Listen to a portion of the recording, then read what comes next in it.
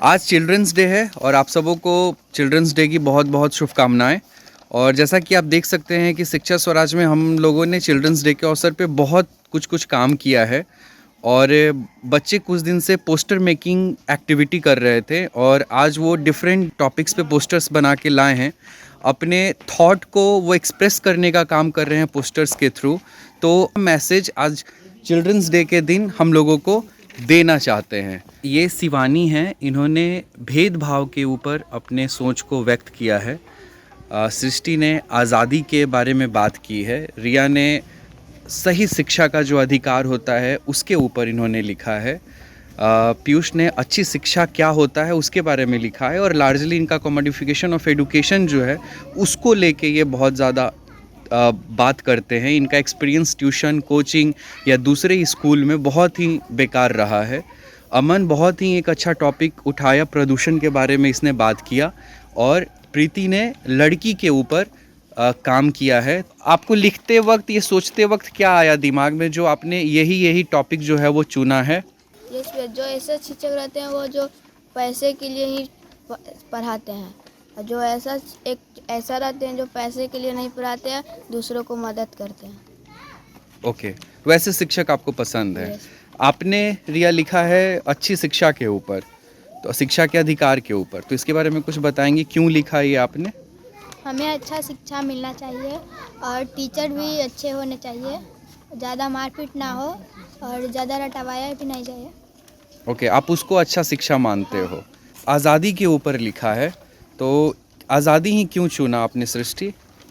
क्योंकि आधे से ज़्यादा स्कूल में है कि और पैक कर स्कूल में मार पीट कर पढ़ाया जाता है, और यहाँ पे है कि जो खुला और मैदान की तरह बैठकर पढ़ने के लिए रहता है। ओके, तो लार्जली सृष्टि का आज़ादी से ओपन क्लासरूम को लेके है। और बच्चे डेफिनेटली बहुत ज़्यादा अपने आप को सर्च कर पाते हैं और अच्छे से सीख पाते हैं जब उनके पास ओपन क्लासरूम का मॉडल होता है तब। और आपने लिखा है डिस्क्रिमिनेशन, भेदभाव के ऊपर, तो आपने ये क्यों चुना है शिवानी? कोई स्कूल में तो भेदभाव ही माना जाता है, और हम ऐसा स्कूल नहीं चाहिए कि उसमें भेदभाव ही सिर्फ माने। लड़का और लड़की में भेदभाव नहीं करना चाहिए और हम लोग को भी साथ में पढ़ना चाहिए।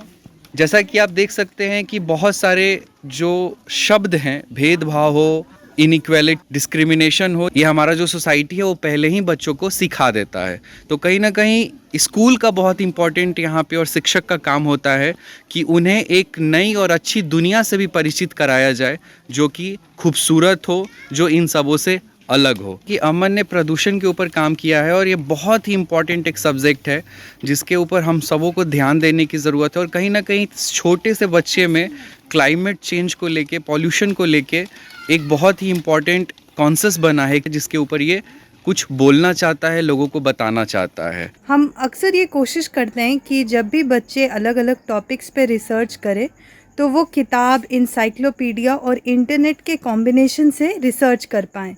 आज के समय में इंटरनेट को अच्छे से यूज़ कर पाना और उस पे मिलने वाले रिसोर्सेज को इस्तेमाल करके अपनी लर्निंग को और बेहतर बनाने की जो स्किल है वो सीखना बहुत ज़रूरी हो जाती है। तो हमारे सामने यहाँ पे एक सबसे इम्पॉर्टेंट रिसोर्स दो हैं जिसका हम लोग उपयोग करते हैं बाहरी दुनिया से कनेक्ट करने के लिए।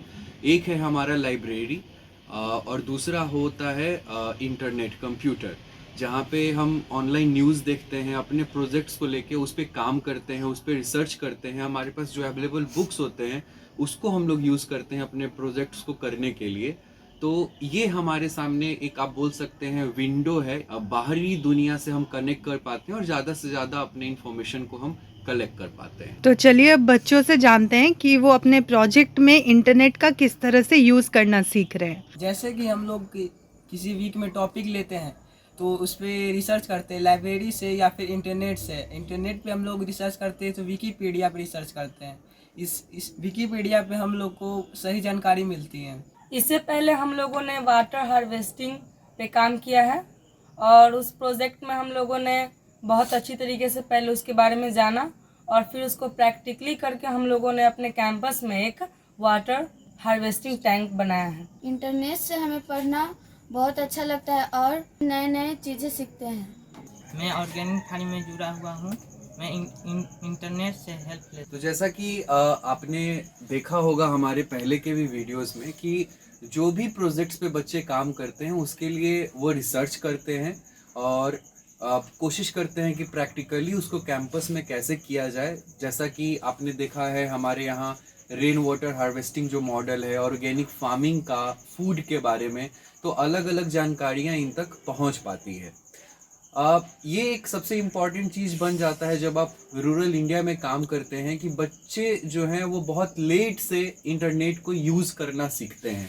जैसे कि काजल हो गए और जो भी बच्चे हैं वो बहुत लेट से, अभी कुछ दिन पहले ही गूगल क्या है उसके बारे में जाने और वो जान पाए कि किस तरीके से उसको यूज किया जाता है। साथ में हमारी रिस्पॉन्सिबिलिटी तब बढ़ जाती है जब उनको बता पाएँ कि जब आप इंफॉर्मेशन ले रहे हो तो उसके सही सोर्सेज क्या हैं, क्योंकि बहुत सारे ट्रेसेस भी भरे हुए हैं। तो ये समझ पाना कि सही क्या है और जो ट्रस्ट वर्दी जो वेबसाइट्स हैं उन्हीं को हम अपने उपयोग में लेकर आ पाएँ। तो इसलिए जो इंटरनेट है जो हमारे लिए सबसे इम्पॉर्टेंट अभी बन रहा है और बच्चे उससे एक पॉजिटिव वे में एक फ्रेंडली हो रहे हैं, जहाँ की उसको उपयोग करके वो अपने प्रोजेक्ट्स को और लर्निंग को और ज़्यादा बेहतर बना पाएँ। शिक्षा स्वराज के जूनियर बच्चे मैथ से जुड़ी हुई बहुत ही एक इंटरेस्टिंग एक्टिविटी कर रहे हैं। अगर मैं आपको करीब लेके चलूं तो आप देख सकते हैं कि फेंके हुए या डिस्कार्डेड बॉटल कैप्स को हमने बहुत ही अलग अलग कलर्स में डिज़ाइन किया है। इन्हें हम कलेक्ट करते हैं मैच स्टिक्स, ट्विग्स के साथ साथ, और ये लोकली मिलने वाले मटेरियल से जब हम पेडागोगिक टूल्स को डिज़ाइन करते हैं, ना ही वो केवल लो कॉस्ट होते हैं बल्कि वो बहुत ही आराम से हमें मिल जाते हैं और लंबे समय तक हमें पढ़ाई में और टीचिंग में बहुत ही काम देते हैं। इन बॉटल कैप्स को नॉर्मली हम डिस्कार्ड कर देते हैं, बट यहाँ पे उन्हें क्रिएटिवली पेंट करके हम अलग अलग मैथ्स एक्टिविटीज़ में भी इनका इस्तेमाल करते हैं। यहाँ आप देख सकते हैं कि जूनियर ग्रुप के बच्चे जो कि इस वक्त मैथ्स के सिंपल कॉन्सेप्ट्स जो कि एडिशन, मल्टीप्लिकेशन, सब्ट्रैक्शन है, उन्हें बहुत ही मज़े से इन बॉटल कैप्स के ज़रिए सीख रहे हैं। इस तरह सीखने से आप देख सकते हैं कि बच्चे बिल्कुल भी अपना इंटरेस्ट लूज़ नहीं करते और सीखी हुई चीज़ को वो ज़्यादा दिनों तक याद रख पाते हैं, क्योंकि वो इसे अपने एप्लीकेशन के ज़रिए ही सीख रहे हैं। इस वक्त आप देख सकते हैं कि छोटे से लेके थोड़े बड़े ग्रुप के सारे ही बच्चे जो हैं बहुत ही कीनली इस चीज़ को ऑब्जर्व कर रहे हैं। और इस तरह जब वो गणित जैसी मुश्किल सब्जेक्ट्स को भी सीखते हैं तो बचपन से ही उनका इंटरेस्ट इसमें बन पाता है और वो बहुत ही एक्साइटेड फील करते हैं जब भी वो इन आउटडोर सेशंस के लिए आते हैं।